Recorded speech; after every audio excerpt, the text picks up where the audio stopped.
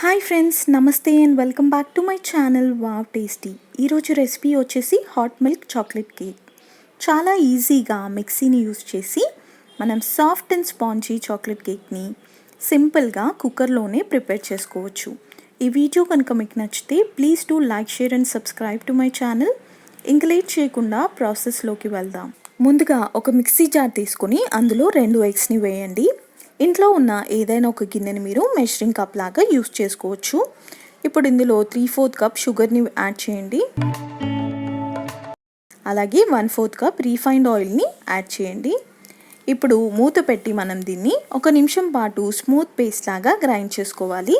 ఇలా creamy texture వచ్చేంత వరకు మనం దీన్ని గ్రైండ్ చేసుకోవాలి.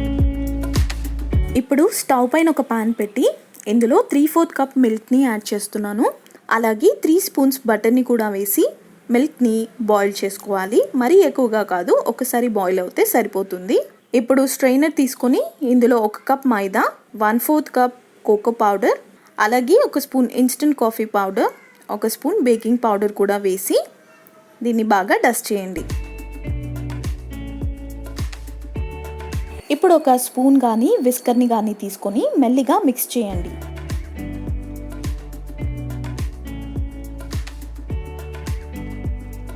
ఇలా బాగా మిక్స్ చేసుకున్న తర్వాత మనం బాయిల్ చేసుకున్న వేడివేడి పాలని ఇందులో వేయండి.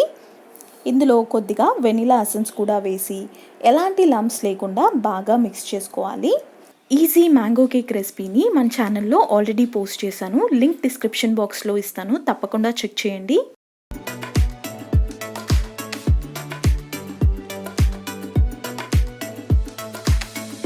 ఇలా స్మూత్గా మనం ఈ బ్యాటర్ని ప్రిపేర్ చేసుకోవాలి.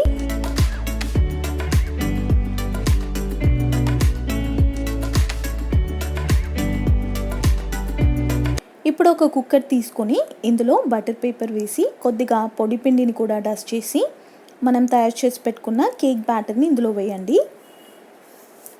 ఇలా మొత్తం వేసాక 2-3 సార్లు దీన్ని ట్యాప్ చేయండి. ఇలా ట్యాప్ చేయడం వల్ల ఎయిర్ బబుల్స్ లేకుండా ఉంటాయి.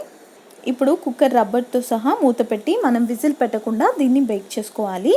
స్టవ్ పైన ఒక పాన్ని మనం మీడియం ఫ్లేమ్లో ఒక 10 నిమిషాల పాటు ప్రీహీట్ చేసి పెట్టుకోవాలి.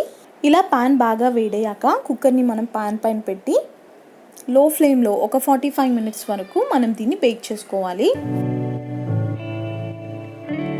ఇలా 45 మినిట్స్ తర్వాత నైఫ్తో చెక్ చేయండి. నైఫ్ క్లియర్గా వస్తే కేక్ మంచిగా బేక్ అయిపోయినట్టు. ఇప్పుడు దీన్ని పూర్తిగా చల్లారనిద్దాం.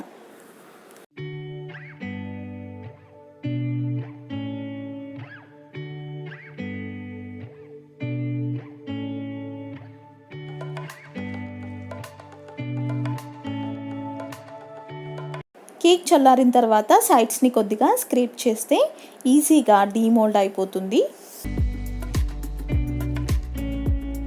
అంతే అండి, చాలా ఈజీగా soft and spongy chocolate cake ఇప్పుడు రెడీ అయిపోయింది. చాలా టేస్టీగా స్పాంజీగా ఉంది. పిల్లలకి కేక్ బాగా నచ్చుతుంది. మీరు కూడా తప్పకుండా ట్రై చేసి ఎలా వచ్చిందో కామెంట్ సెక్షన్లో తెలియజేయండి. ఈ వీడియో కనుక మీకు నచ్చితే please do like, share and subscribe to my channel. ఇంకొక మంచి వీడియోతో కలుస్తాను. అంతవరకు నమస్తే.